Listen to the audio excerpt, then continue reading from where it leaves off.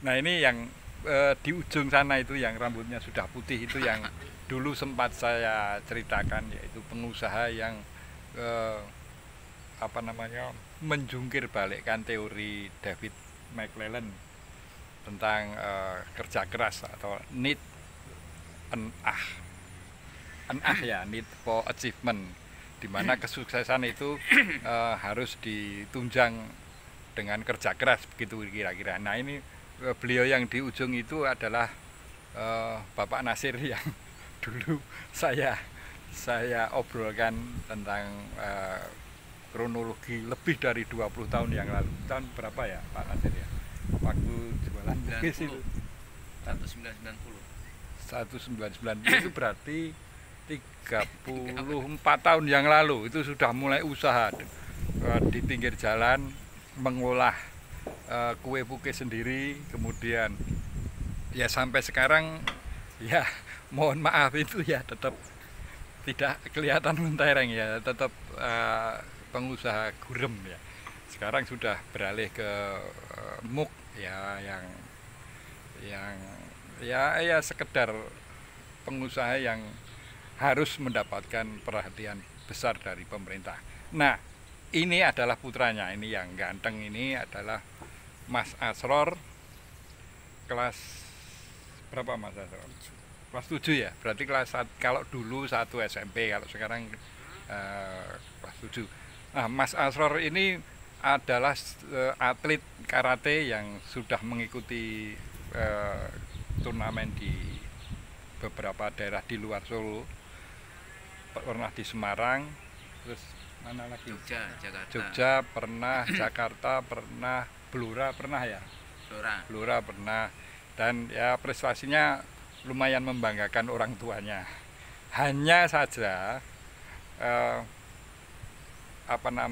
perhatian terhadap atlet yang sebetulnya cukup berprestasi ini kurang, termasuk dalam hal mestinya kalau atlet itu ya gizinya baik gitu ya, tapi ya karena bapaknya pengusaha gurem ya akhirnya pas-pasan. Nah ini mumpung ada generasi muda Mas Asror yang kelak pada tahun 2045 itu kita memasuki Indonesia Emas, Mas Asror dan generasi sebayanya itu yang akan memegang tampuk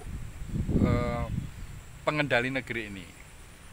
Nah sekarang kita coba tanya Mas Asror, kira-kira apa yang diinginkan, apa yang dibayangkan, dan apa yang dicita-citakan boleh berharap kepada Pak Presiden, yaitu Mr. Prabowo. Silakan Mas Asror.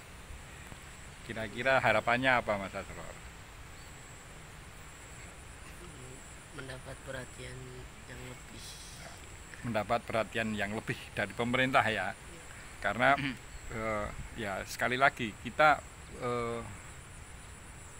meskipun sekarang sedang posisinya berat pemerintahan sekarang, tetapi bahwa menyiapkan generasi mendatang dengan lebih baik itu juga tidak kalah pentingnya. Ya generasi seperti Mas Asror ini ya mendapat perhatian itu artinya kalau sebagai atlet ya bapaknya tidak harus banting tulang cari dana, misalnya ada kejuaraan di Jakarta ini saya tahu persis bapaknya harus memutar otak untuk agar anaknya itu mampu mengikuti kejuaraan di daerah di luar Solo. Nah ini kita ya sebagai generasi tua itu sudah saatnya untuk tidak memikirkan diri sendiri, tapi lebih melihat apa yang akan dihadapi oleh generasi penerus seperti Mas Asror ini. Mungkin pesan untuk Pak Prabowo, Mas Asror, silakan bebas mengharapkan apa, terus kemudian agar teman-teman sebaya Mas Asror ini bisa lebih berprestasi. Silakan Mas Asror.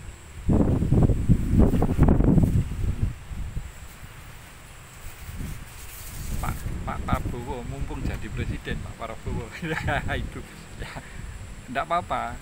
Ya, jangan takut. Ini pesannya Pak Presiden juga gitu. Masyarakat tidak boleh takut. Nah, ini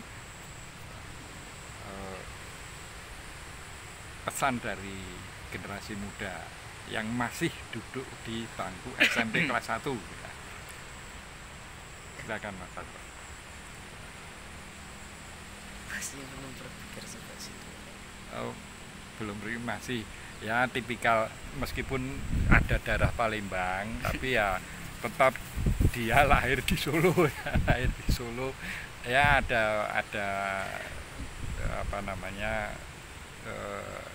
istilahnya apa kalau orang Solo bilang itu ya Kewo. pekewo dan sebagainya, tapi dari ungkapan hatinya itu sebetulnya saya bisa menangkap bahwa Mas Asror dan kawan-kawan yang sebayanya itu harus mendapatkan porsi perhatian yang lebih dari pemerintah, baik di bidang olahraga maupun pendidikan. Ya, oke Mas Asror, terima kasih. Terima kasih juga kepada Bapak M. Nasir yang sudah mendampingi anaknya menjadi atlet. Mudah-mudahan kelak tidak hanya menjadi atlet tingkat nasional, tetapi Amin. ketika Indonesia memasuki dunia emas, apa kok dunia emas, apa Indonesia emas. tahun emas itu Mas Asror saya doakan jadi presiden. Salam konstitusi.